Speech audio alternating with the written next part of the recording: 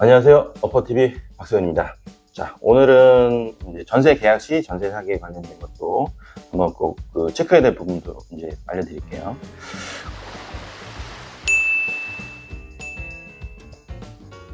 우리가 이제 등기부등본은 이제 전세 계약할 때 이제 부동산에서 이제 당일날 등기부등본을 이제 출력을 해서 이제 보여줍니다.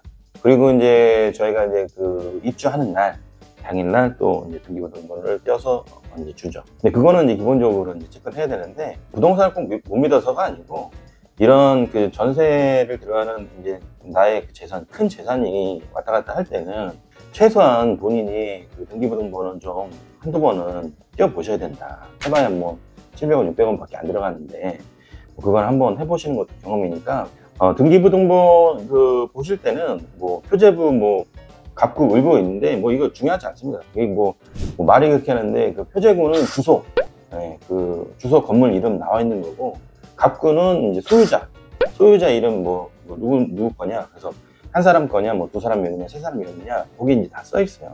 2분의 1, 3분의 1 이런 식으로. 가장 중요한 건 을구. 을구는 근저당 설정에 대한 내용을 표기하게 돼 있는 이제 부분인데, 거기에는 이제 대출, 그 다음에 가압류라든가 어떤 이제 제3자를 통해서 이제 문제가 됐을 때 법적으로 설정되어 있는 것들이 을구에 다 표시가 되게 돼 있어요. 그래서 을구를 확인하셔서 그 물건에 대해서 근저당이라든가 가압류가 있다, 이거를 이제 확인하는 부분은 이제 등기부등본을 보셔야 되는데, 우리가 이제 근저당이 설정되어 있는 전세 물건을 들어갈 때, 이제 예를 들어서 2억의 전세인데 1억의 근저당이 설정이 돼 있다. 그래서 채권 채굴 120%에서 1억 2천이 돼 있다. 그러면 이제 1억을 이제 내가 2억의 전세를 들어가면 1억을 상환하고, 이제 1억의 근저당을 이제 말소를 해서 이제 깨끗하게 을구가 이제 다 지워지는 상태를 만들어야 되는데, 이게 이제 잔금날 이루어지다 보니까 이게 조금 애매한 부분이 있어요. 그래서 이게 매매도 아니고 전세 근저당 설정이 되는 부분인데, 보통은 은행에서 본인 이제 우리가 전세자금 대출 받고 하면 은행의 업무사가 그 일을 대신 하기 때문에 조금 위험이 좀 덜 할 수 있습니다. 근데 전세인데 내가 현금으로 다 들어가는 경우도 있어요. 그러면 설정 말소하는 거를 누가 대행해 주지 않고 집주인이 직접 아는 법무사나 집주인이 직접 말소를 해야 되는데, 이제 말소를 했다고 했지만 또 안 할 수도 있는 부분이 있지 않겠습니까? 그래서 그런 부분이 좀 문제가 좀 있어요. 이제 저희도 주변에서 보면은. 그래서 그거는 꼭 확인해야 되는데, 어떤 부분을 꼭 확인해야 되냐. 예를 들어서 근저당이 설정되어 있는 은행, 그래서 내가 이제 전세금을 이제 잔금날 전세금을 지급할 때 은행하고 직접 통화를 해서 상환하든, 아니면 내가 집주인한테 보냈으면 바로 은행으로 상환하면 그 자리에서 상환을 하고 영수증을 바로 은행에서 받아야 됩니다. 상환 영수증을. 그래서 영수증을 꼭 체크를 하셔서 보셔야 되고, 그리고 이제 법무사를 통해든 어떤 식이든 이제 그날 말소를 하게 되는데, 말소를 하게 되면 접수증을 이제 등기소에 가면은 등기를 말소했다는 접수증을 주는데, 접수증을 꼭 확인을 하셔야 돼요. 근데 만약에 그날 접수를 했는데 접수가 잘못되거나 서류가 미비해서 말소가 안 될 수도 있잖아요. 그래서 보통은 내가 잔금을 치르고 당일날 등기 말소를 신청하면 빠르면 이제 3일에서 최소 이제 늦으면 한 일주일 정도 걸리거든요. 그러면 3일에서 일주일 후에 등기부등본을 다시 한번 떼어봐야 돼요. 이게 가장 중요합니다.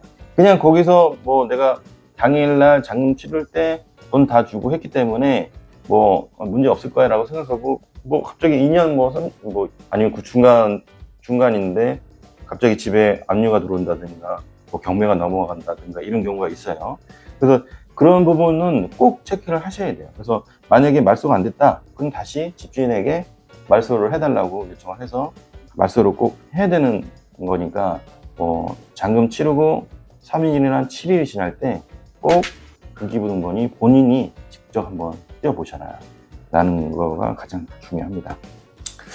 자, 요즘에는 전세 사기 때문에 등기부등본 뭐 열람도 많이들 하시고, 그다음에 이제 부동산에서도 많이 체크해서 꼼꼼하게 집주인 있는 이제 재산 상황, 뭐 이제 그 국세, 지방세 납입 했는지 안 했는지까지는 다 보고 이제 체크를 하지만, 그래도 이제 마음 먹고 달려드는 그 당장의 상태에서는 대처하기가 좀 어렵습니다. 그래서 조금 더 꼼꼼하게 보셔야 되는 거는 이렇게까지 우리가 또 해야 되나 싶긴 한데, 왜냐면 법적으로 보호가 안 되니까. 법적으로 보호가 안 되니까 그렇게 할 수밖에 없잖아요, 사실은. 저는 뭐 할 수 있으면 그렇게 해야 된다고 보거든요. 그래서 뭐 그렇다고 해서 뭐 집주인 뭐 세세하게 뭐 다 물어볼 수는 없지만, 물어볼 수 있는 선까지는 꼭 물어봐야 된다. 가장 중요한 거는 뭐냐면, 근저당이 예를 들어서 내가 들어가는 집에 근저당이 설정이 돼 있었는데, 그 설정이 몇 년 전에 뭐 해지가 됐다, 이런 건 뭐 크게 문제가 안 되겠지만, 내가 들어가는 시점 뭐 최근 뭐 한 1년 내, 아니면 뭐 몇 달 사이에 근저당 설정이 말소가 됐다, 그리고 근저당 설정이 없이 집이 깨끗하게 이제 뭐 아무런 설정도 없다라고 할 때, 그냥 설정이 없으니까 뭐 안전하네 이라고만 생각하지 마시고, 최근에 근저당이 말소가 됐다 그러면 그 말소가 진짜 되는지 한번 그 은행이 어딘지만 물어보고, 그 진짜 말소 상황이 됐는지 한번 뭐 찾아가든 연락을 해서, 왜냐면 거기 내용에 어디 은행이라고 나옵니다. 어디 지점 은행까지 나와요. 그러면 거기에 그 지점을 전화하셔서, 내부계로 전화하셔서, 내 이러이러한 집에 지금 전세를 하려고 하는데 그 근저당이 말소가 됐는 게 확인할 수 있냐, 말소 상태가. 그러면 거기까지는 확인해 줍니다. 왜냐면 그거는 은행에서도 본인들도 한번 체크를 해야 되거든요.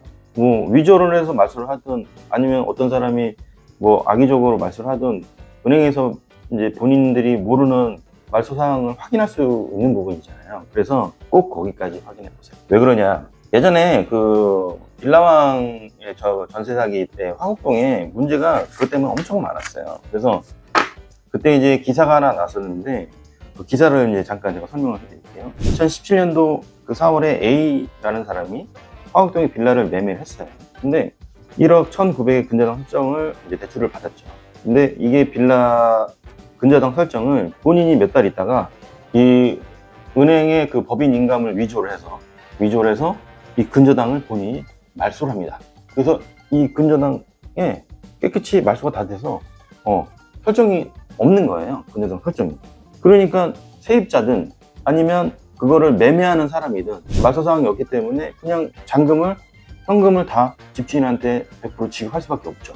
왜냐면 설정이 없으니까 뭐 은행에다가 상환한다든가 이런 게 없어요. 그래서 그 잔금을 다 받은 그 집주인은 그거 하나만 했겠습니까? 여러 개를 했죠. 여러 개. 그래서 나중에 몇 년 지나서 매매를 이제 한 그 물건을 매매한 사람이 은행에서 이제 확인한 바로는, 그때 근저당 이제 분기부등본 다시 떼었더니 본인의 그 은행에서 설정돼 있던 근저당 설정권이 말소가 돼 있는 거예요. 그래서 그때 사실을 알고 다시 그 물건지에다가 우리가 지금 이러이러한 그 대출이 그 표기가 잘못됐으니 은행이 근저당권을 말소가 되어 있는 걸 사실을 확인하고 그 물건지에다가 반환 청구를 해서 경매로 넘기는 사건이 있었어요. 자, 그러면 이게 매수한 사람은 그거를 어떻게 합니까? 황당한 상황이죠. 그래서 이거를 이제 그 소송을 진행했는데, 대법원 판례는 원상복귀입니다. 원상복귀.